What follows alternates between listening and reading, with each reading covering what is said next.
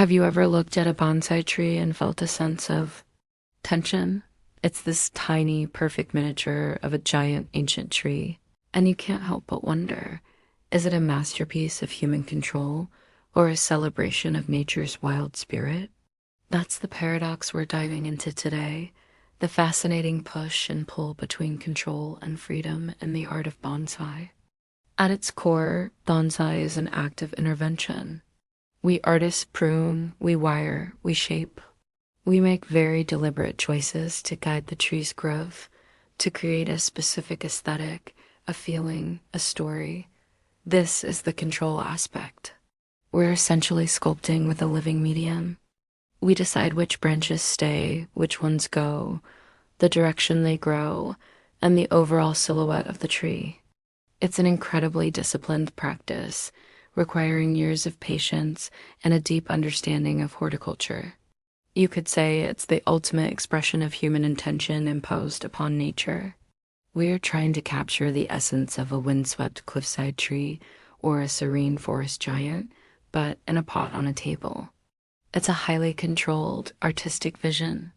But here's where it gets interesting. No matter how much we wire or prune, the tree is still a living thing. It has its own will, its own life force. We can guide it, but we can't fundamentally change its nature. An oak will always be an oak. A pine will always be a pine. It will push out new leaves. It will reach for the sun. It will fight to survive. This is its freedom. The tree is not a lump of clay. It responds to our actions, sometimes in ways we don't expect. It might grow a new branch exactly where we didn't want one, or it might die if we push it too hard. The tree is an active partner in this creative dance. It teaches us about resilience, about the unstoppable drive of life itself. We can't force it to be something it's not. So the real art of bonsai isn't about total domination. It's about finding the balance. It's a conversation between the artist and the tree. The artist listens to the tree, observing its natural tendencies, its strengths, its weaknesses.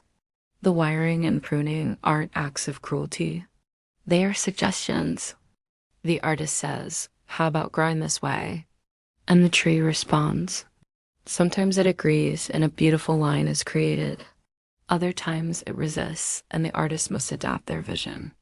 A truly great bonsai master knows when to assert control and, more importantly, when to let go and allow the tree's natural character to shine through. The most breathtaking bonsai are the ones where the artist's hand is almost invisible. You see the tree, not the technique. It looks as if it grew that way all by itself, shaped only by wind and time. This tension is what makes bonsai so profound. As a microcosm of a much larger philosophical question we all face in life, how much do we control our destiny and how much is shaped by forces beyond our command? We plan, we strive, we work towards our goals. That's our wiring and pruning. But life happens.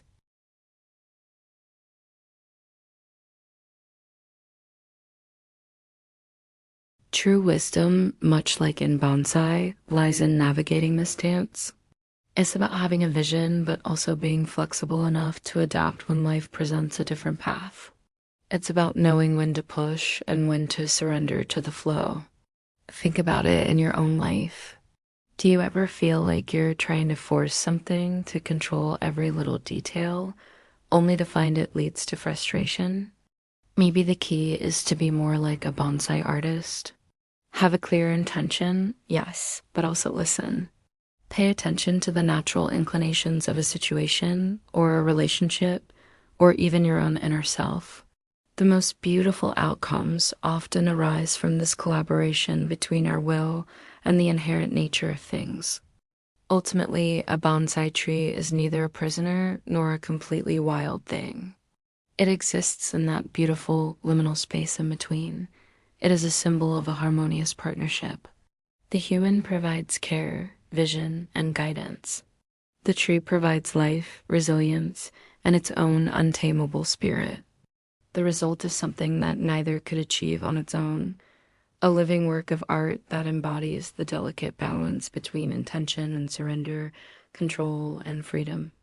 It's not about conquering nature, but about collaborating with it to create something of enduring beauty. So the next time you see a bonsai, don't just see a tiny tree. See a story. See a dialogue between human and nature, a physical manifestation of a deep philosophical dance that has been going on for centuries. It's a quiet lesson in patience, respect, and the profound beauty that emerges when we learn to work with life, not against it. What do you think? Is bonsai an art of control or an art of freedom? Let me know your thoughts in the comments below. Thanks for watching, and if you enjoyed this little philosophical journey, don't forget to like and subscribe for more.